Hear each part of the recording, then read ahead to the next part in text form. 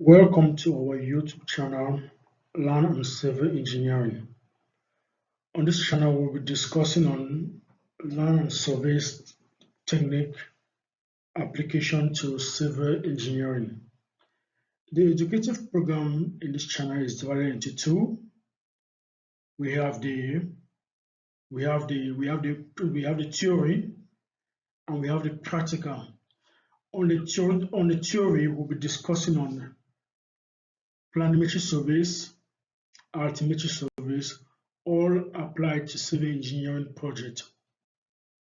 On the practical, we'll be working on civil 3D. Those are that is a powerful and civil engineering software. We are going to take a project like a road project from the beginning right up to the end. We are going to take earthwork project. We are going to see how to do estimation of volume of earthwork from the beginning to the end and others.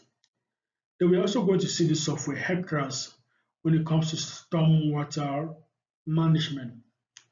Okay, and so on. Today we are going to start with the theory of land and surveys application to civil engineering. And on the theory, we are going to start with introduction to leveling surveys. So we are going to see what leveling survey is. So please, if you have not subscribed on our YouTube channel, do well to subscribe so that anytime we drop a video, you can be notified. Okay.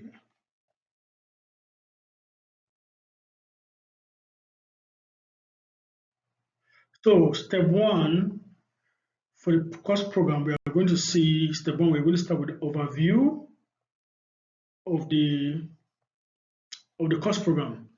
Then we're going to see the objective of this course, introduction to leveling surveys. Then step three, we are going to see introduction. We are going to see application of leveling surveys. We are going to see terminology used in leveling. Then we're also going to see the equipment used in leveling. Then for step four, we are going to see types of leveling. Of course, we have the forward leveling, simple leveling or differential leveling, radial leveling, surface leveling. These are the types of direct leveling. Then step five, we are going to see method of calculation of leveling. Universally, there are two accepted methods. We have the rise and fall method and the collimation method. So we are going to see this method.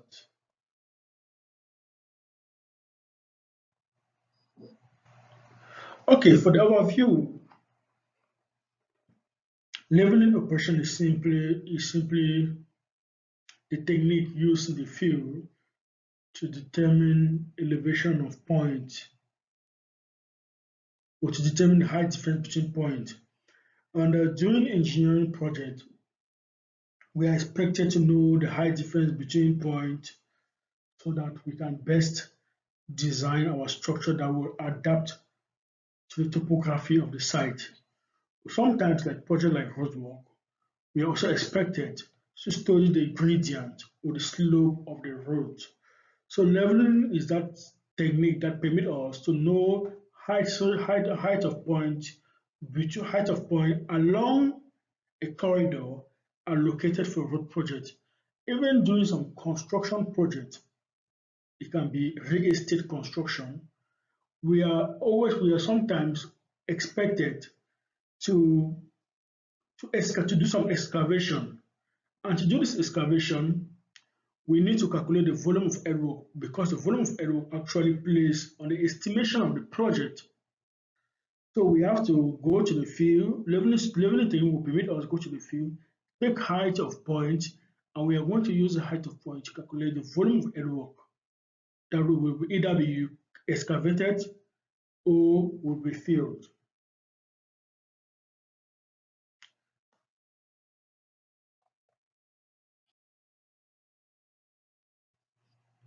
So the objective of this course, when we are done with this course, you'll be able to identify basic terminology or basic terms used on leveling operation. you'll be able to you'll be able to describe or to identify, to know the different surveillance equipment and their uses.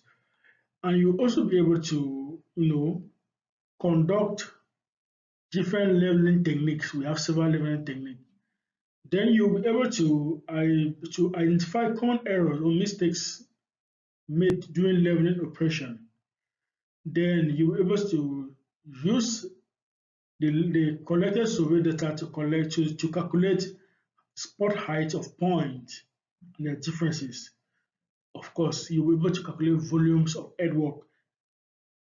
And at the end of this program, you'll be able to carry out leveling surveys on a site allocated for a civil engineering project. It can be a roadwork project, it can be a sport complex, it can be estate construction, it can be a drainage system.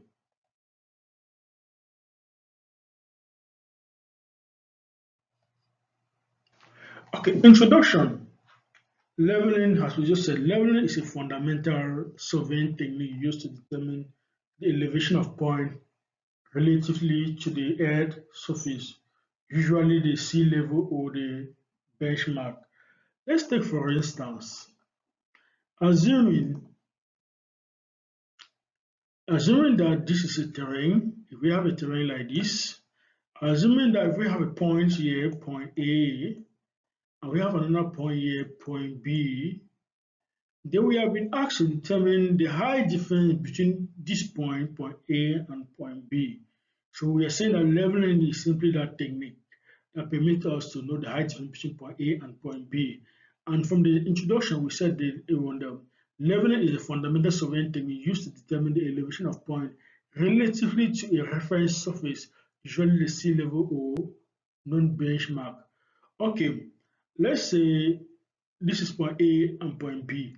What is the height of point A? How can we graphically define the height of point A? How can we graphically define the height of point B before graphically defining the height difference between point A and point B? Okay,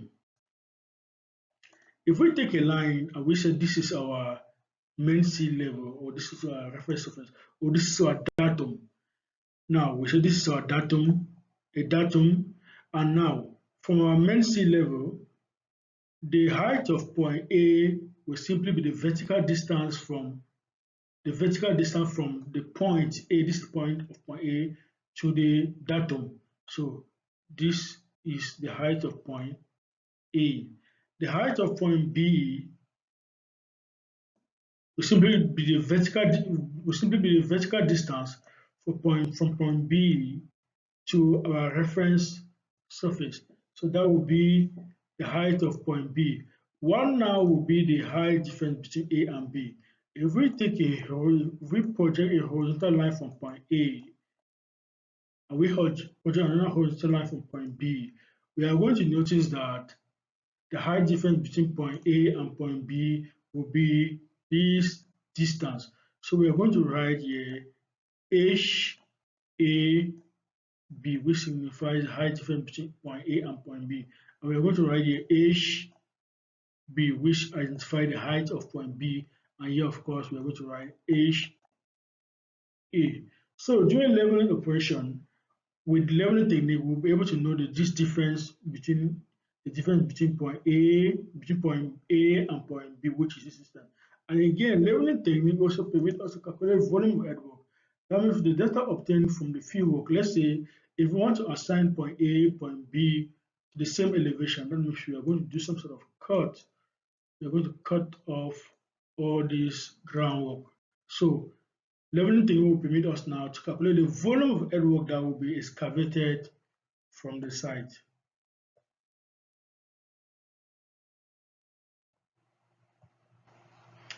That is the same, and this diagram represents what we just explained. We have a point A and point B on the site, and we have our reference surface. Then the diagram now identifies the data H is the height difference between point A and point B.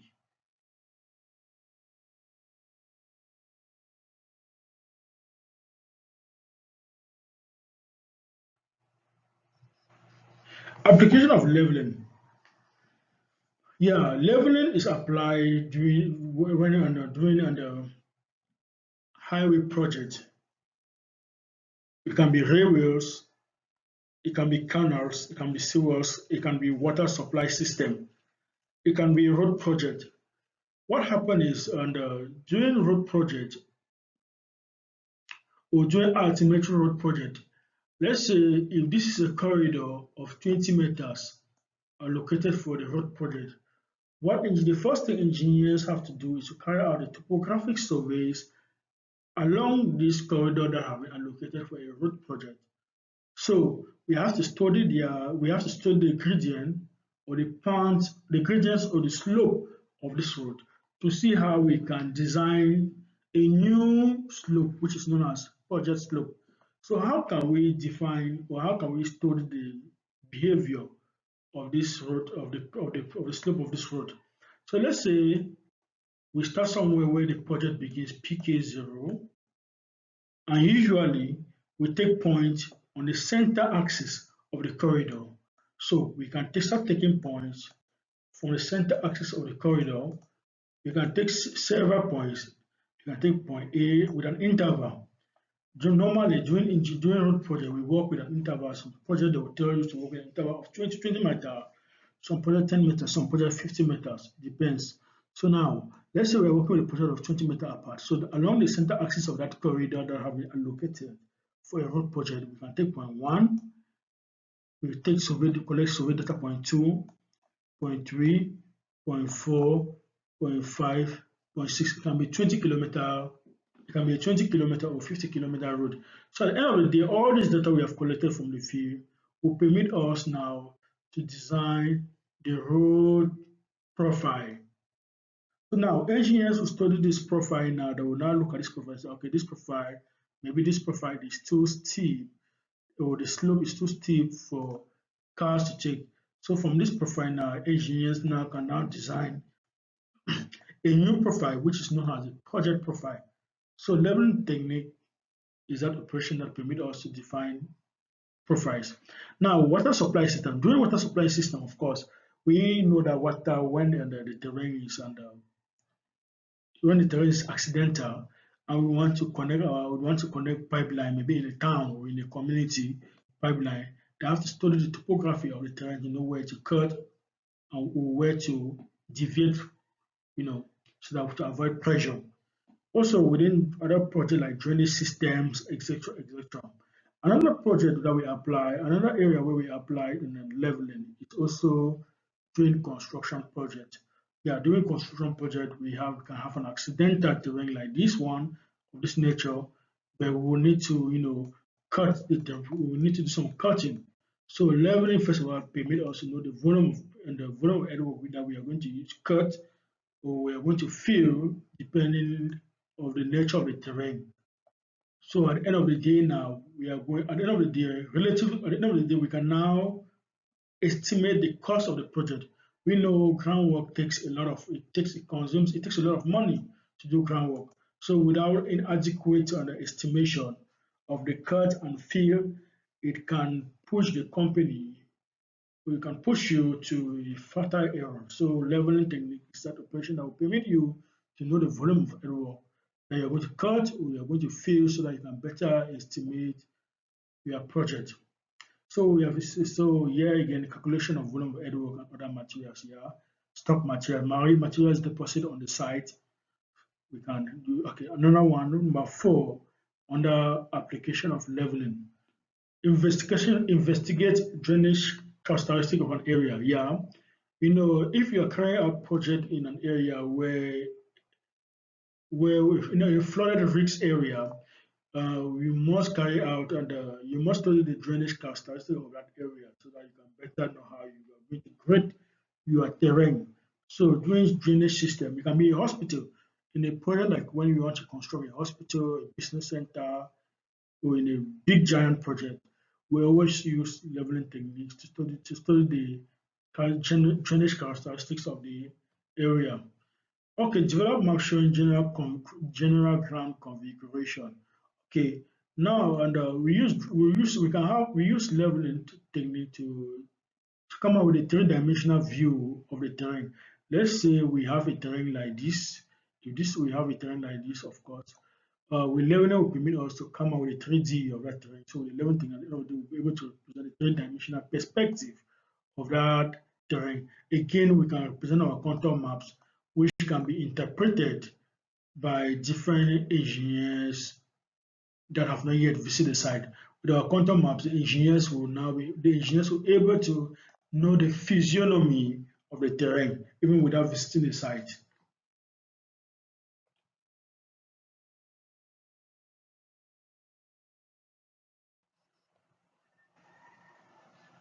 So some of the terminology used in leveling. We have terminologies like datum, which is very important. You must, when you're working with leveling, you must understand or you must master the terminology. A datum is any reference surface to which elevation of point are being referred. The most common use of datum is that of the main sea level. Okay, let's go back to datum. Let's see if we can define what datum is graphically. Now, we said a datum is a reference surface. Okay, now if we have point, this is our terrain. This is a general configuration of the ground. We have our terrain.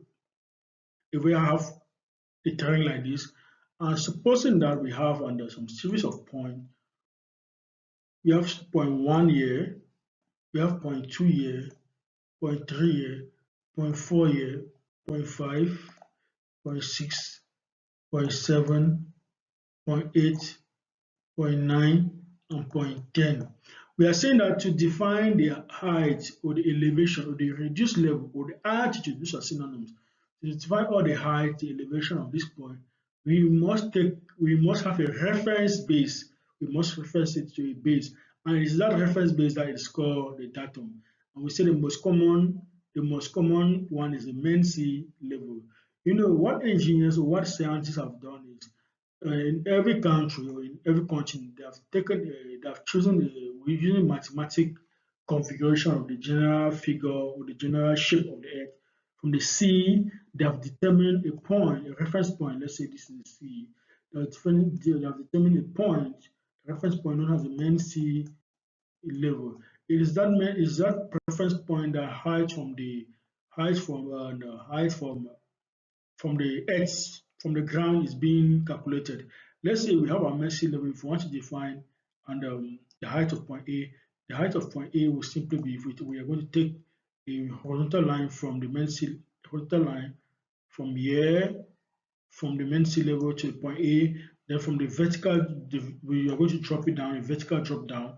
So here we are going to have H1. So we have defined the height of point A relatively to the main sea level. Same thing if we want to define the height of point B from point B, we are going to take a horizontal line, then we are going to see what vertical distance we're going to cover to meet the horizontal line. So we have H2. So the same thing happened with point 3, same thing happened with point 4, same thing happened with point 7. So this will be the height of point 7. So the height of point being referenced from being reckoned from a reference surface. So that is the main sea level. So now, what happened now is during construction project, we can now go. Let's say if we want to carry out our road project somewhere here, we can now go take our reference from one. If we want to determine height of point along the center of this road or height of point just around the topography of this road, we can take reference from, let's say, from a closer point 10, whose height has been determined from the main sea level. We can now take reference from here to do our engineering project. So point 10 now will be known as a benchmark.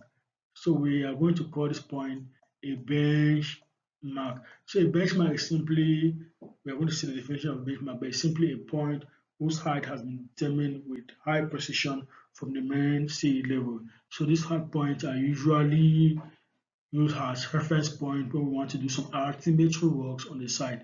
Yeah.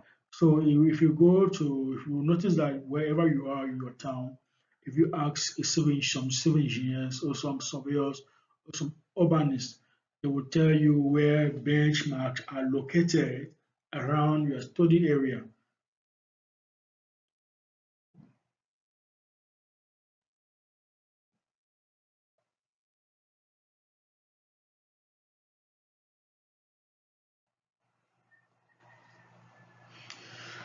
Okay, another terminology used on the side is the reduced level. A reduced level of a point is the height above or below a reference surface, a reference datum. So we can call the main sea level also a datum. Uh, a datum simply means a reference surface. So let's go on to define what reduced level is. And so I was just simply saying that if we have point A, point B on the side, then that point A, to know the height difference between to know the height of point A or height of point B, we are going to take reference from a surface. And it's that surface that is known as the datum. We call it the datum. We can call it the reference surface. We can call it the main sea level. Main sea, main sea level. Okay, so this is height of point A. It is this height of point A, the distance from the point from a point A, the vertical distance from point A to the reference surface. It is this point that is known as the reduced level of a point, or the elevation of a point, or the height of the point. So the height of point B will also be the vertical distance from point A, B to the reference surface, or the datum. So this is HB. So a benchmark now, a benchmark is a permanent point of known elevation. Height of point are usually calculated from the benchmark after collection of field data during leveling survey. I will just explain. L point, because we cannot under we civil engineers do not determine benchmark or permanent benchmark. Permanent benchmark are determined by engineers specialized in surveyors engineers specialized in what they call geodetic engineers. They are the ones that determine the precise height of point on the earth surface, like reference point. So they can determine, we can have our town, let's say this is a town, or this is a city. They can determine a point here. They can determine the point here. We are pointing this. They can determine the point here. The benchmark. They can determine the height of a point here. They can determine the height of a point here. They can determine the height of a point here. So in several locations in the city, they can place permanent point whose elevation are known. Now, what happens is when we engineers want to carry out our project, civil engineers or surveyors, it can be a road project, it can be a road project. Let's say this is a road project somewhere that course. We can now take our reference. We can collect survey data in that our area of interest. Then we take reference from the permanent benchmark.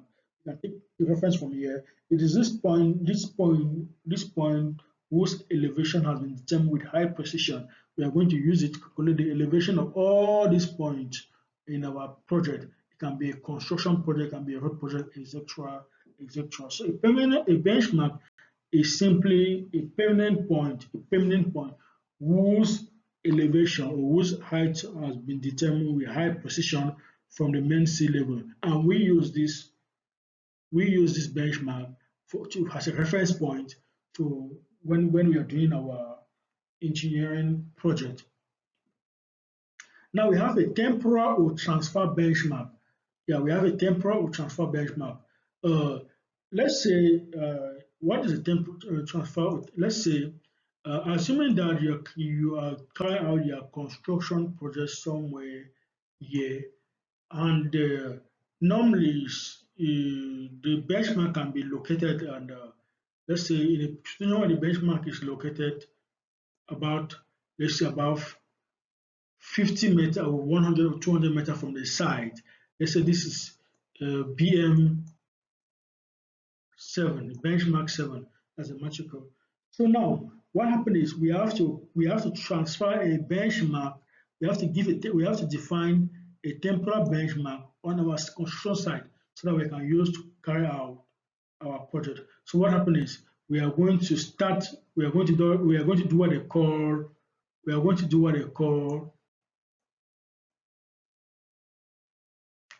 we are going to do our leveling, and we are going to run a traverse, what they call a traverse. We are going to start from here. We are going to place intermediate points. Since these points are very far apart, like let's say 100 or 200 meters apart, from the construction site to this benchmark is 200 meters.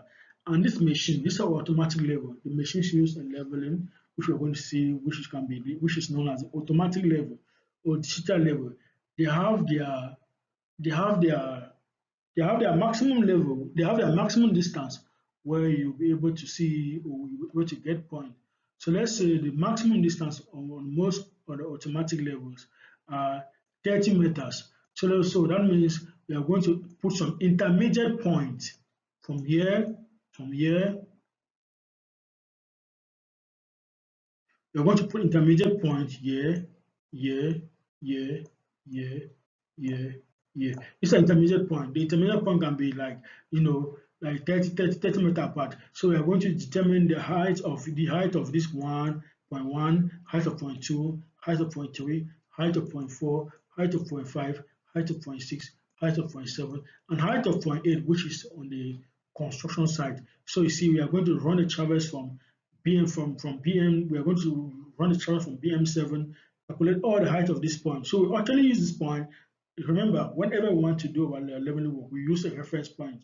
So we are using this benchmark as our reference to calculate the height of 0.1, 0.2, 0.3, 0.4, 0.5, 0.6, 0.7, 0.8. And this point here will be known as a permanent, it will be known as a temporal benchmark. This point is just a temporal benchmark that whenever we want to carry out any altimetry works or leveling work on the site, we can now take our reference on this our temporal benchmark. There will no need to go back on BM7, but we can use this temporal benchmark on our construction site to do our altimetric surveys.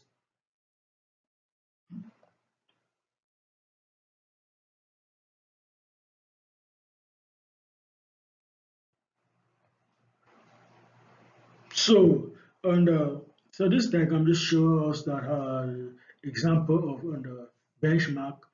Yeah, a benchmark can be the points benchmark. Sometimes they are being constructed using and concrete monument like what we can see here. Yes, so we can determine the geodetic engineers will determine the height of this point. So sometimes when you look on it, mark on a culvert, we are going to see a culvert. There will be a point whose elevation has been determined with high precision from the main sea level. We can take our reference from there. Sometimes they use it on the back of a tree or a trunk or the back of a tree to determine the benchmark. Yeah, they can use a steel rod. Yes, yeah, they can use an iron pipe. Yes, well fixed on the ground.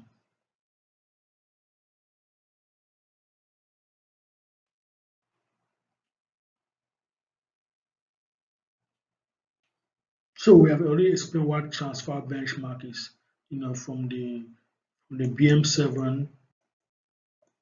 Yeah, we want to know the height of a point. We want to place a point on a site, on our construction site.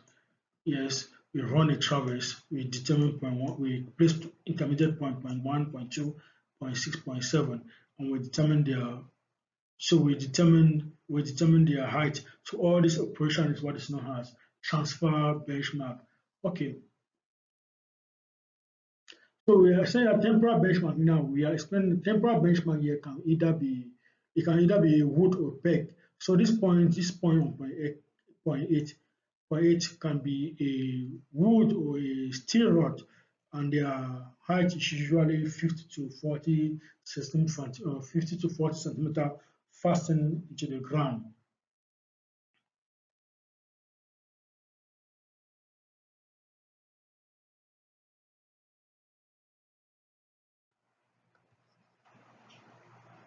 Okay, now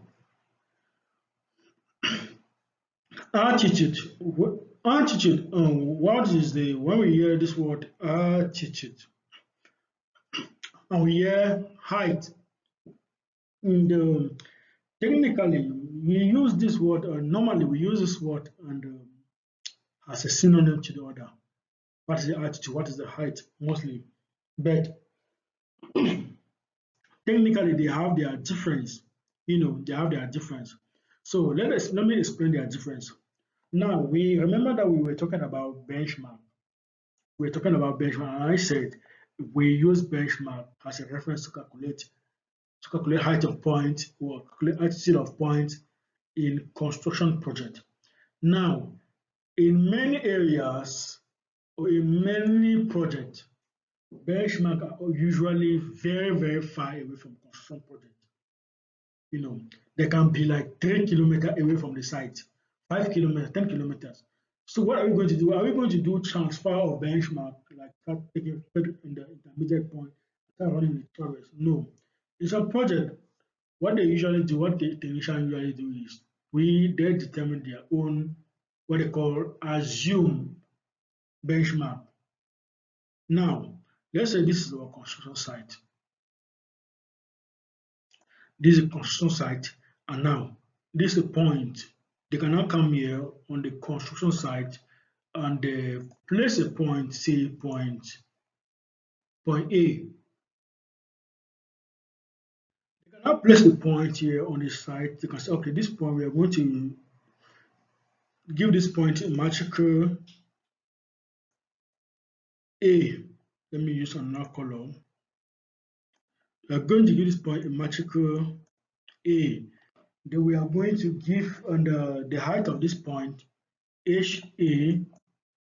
We're going to see the height of HA equal 100 meter. So they have given this HA 100 meter. They say the height of HA equal 100 meter. What have they used? What have they used to determine the height of HA equal 100 meter? Absolutely nothing. They have just given an assumed height, or an arbitrary height, HA equal 100 meter. They are simply saying that, what are they simply saying? They're simply saying that if this is our working terrain and this is our point, HA, then we are going to create an imaginary reference plane. This is it. And from that imaginary reference plane to the surface of point A is going to be 100 meter. And all points in this our working site, all the height of point from this our working site will be gotten from this imaginary surface. So now this is a local datum. This is a datum. So from they have created a datum. They said from their datum, the surface of point A is equal to 100 meter. So we call this one and working with the local system. They're working with the local system. Now, every height of point you determine in the site here with this local system is actually known as height. Every point, the vertical distance here is actually known as the height of the point with the reduced level of the point with the elevation of the point. So that is where we use the term. We use the word height. But now, in some engineering project, they will not assume a datum. They will take their datum from the main sea level or from the benchmark, that is a point whose height has been determined from the sea, a permanent point. You see now? So they are going to say, okay, for us to determine this height of point A here, we are going to reckon it from BM, maybe BM 7.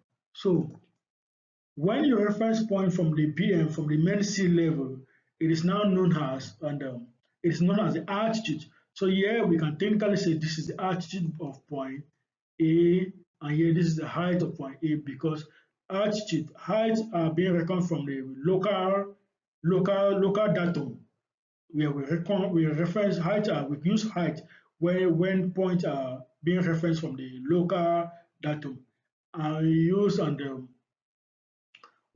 the altitude when points are being reckoned from the main sea level.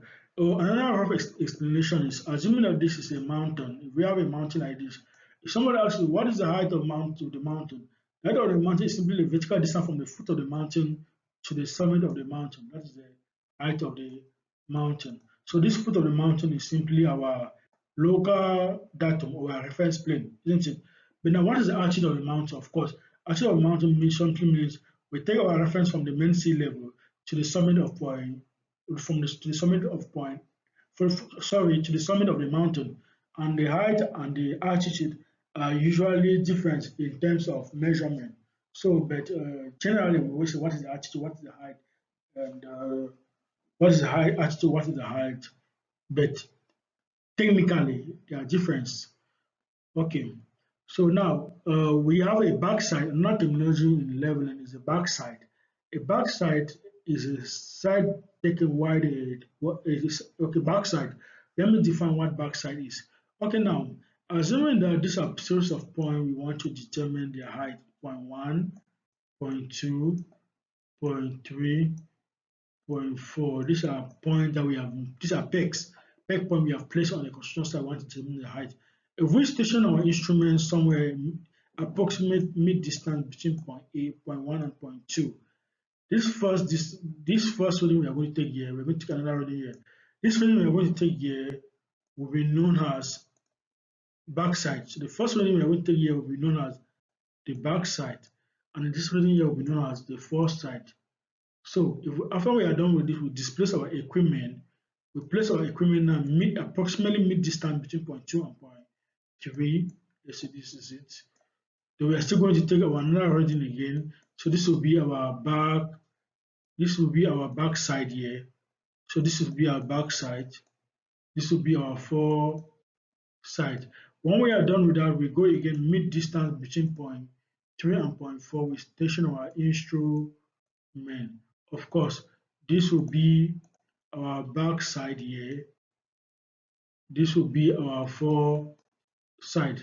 So the back side is taken with a level to a point X, like point X of a known elevation. So this point X is a point of a known elevation.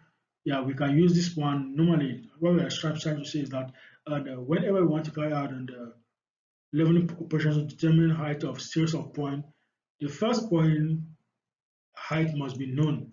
We must know the height of the point. So the first point can be normally it can be the benchmark, it can be the benchmark, or it can be the assumed benchmark, it can be the temporal benchmark. So we have to take the reference from a point whose height is known, so that at the end of the day, when we take our surveys data backside, foresight, we take all this reading. This is a staff. This green, we take all this reading now. We can use this height to calculate the height of all the other points 2, 3, 4, and 5. So we have seen what backside is, what foresight is graphically. Then now, intermediate point, intermediate site.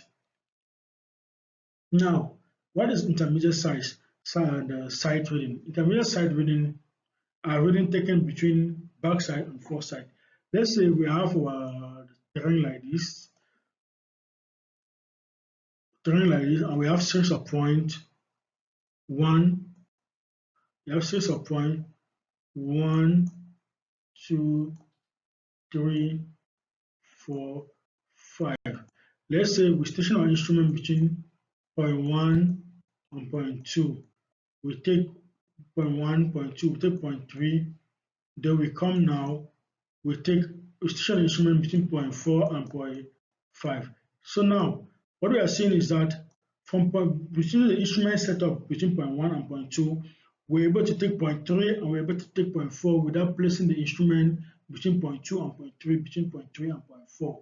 You understand? So here at this point 3 and point 4 are known as the intermediate point. So already taken between backside and foresight.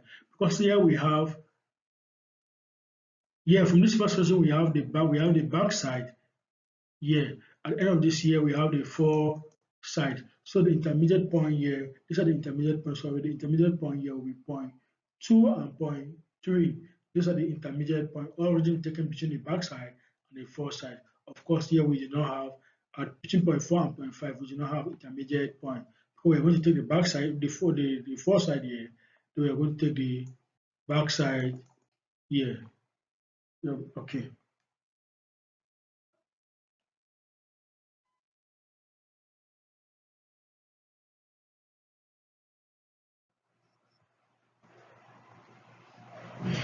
So we are going to see the leveling equipment. The common leveling equipment that we have under the automatic level, and here we are going to see this. This is an automatic level.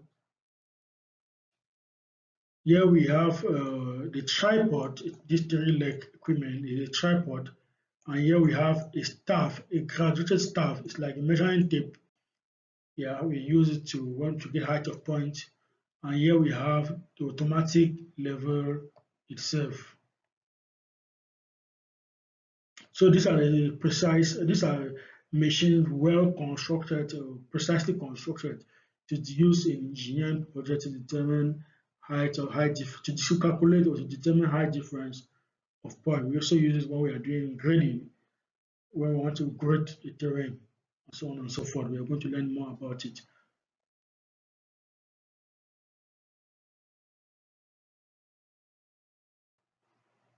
So now, and we have the different part of the automatic level.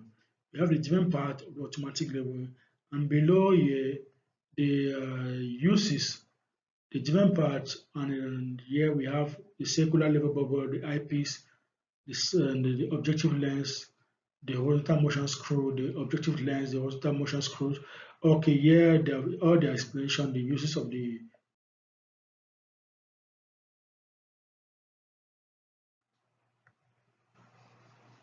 Okay, here we have the staff. Oh, you remember I was saying that the staff is a graduated instrument, just like the measuring tape. So we can actually get and we are going to see as we go further. We are going to see how we can determine we can decode height of point from the side readings from the staff. This is how a staff looks like. If we look inside your the automatic level, you're going to see some sort of a circle like this. Yeah, you're going to see a circle divided by three lines. You have some two short lines here. We have two short lines here. We have another line here. We have another long line here, which are known as the crosshairs. So we're going to see as we move forward. We're going to see how to, yeah. This is another example. This is another example of a graduate staff, which we are going to see how to decode staff site readings from it.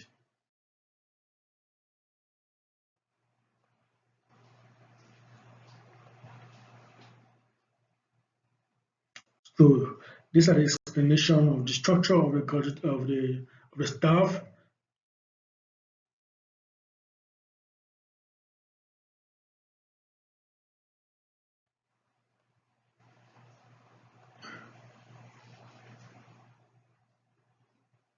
So here you see that the graduate staff is divided into E's. To E's, when you look at the staff, it's divided into E's. And one E like this is total E represent 50 millimeter, and two E's represent 100 millimeter. You can see the distance from here to here. You can see 100 millimeter. So one E like this. So you see now from here, knowing the E's, you see where this line passes. When we look at the telescope, that is this time we are going to take. So we are going to see here like this time, you're going to see 1.7, which simply means 1,700 millimeter. Of course, then here we have 1.8.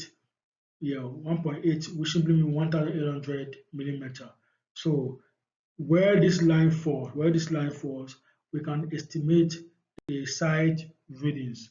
So we are saying that it falls at 1.8, maybe 1,800 millimeter, 1,802 millimeter, depending on the estimation we have made with our eyes.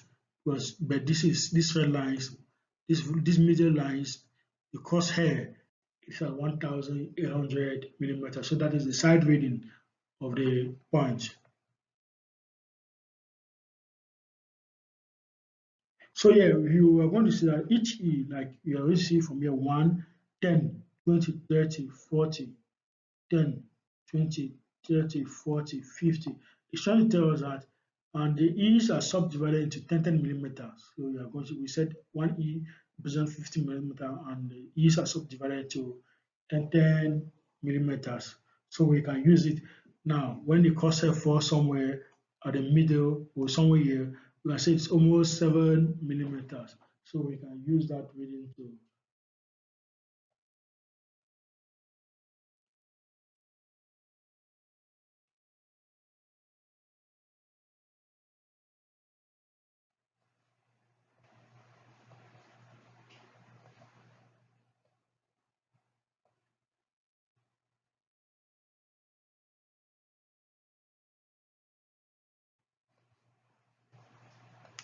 Okay, these are like this is a picture of a young technician on the site.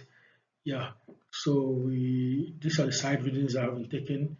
We have the upper readings, we have the lower readings, we have this, which is actually what you're going to have this the 1000, which is actually what you're going to take from the site as a site reading. But these ones are used to calculate distance between the instrument and the staff. We have called this way, this side, this stagiary readings. These ones here are used to calculate the distance.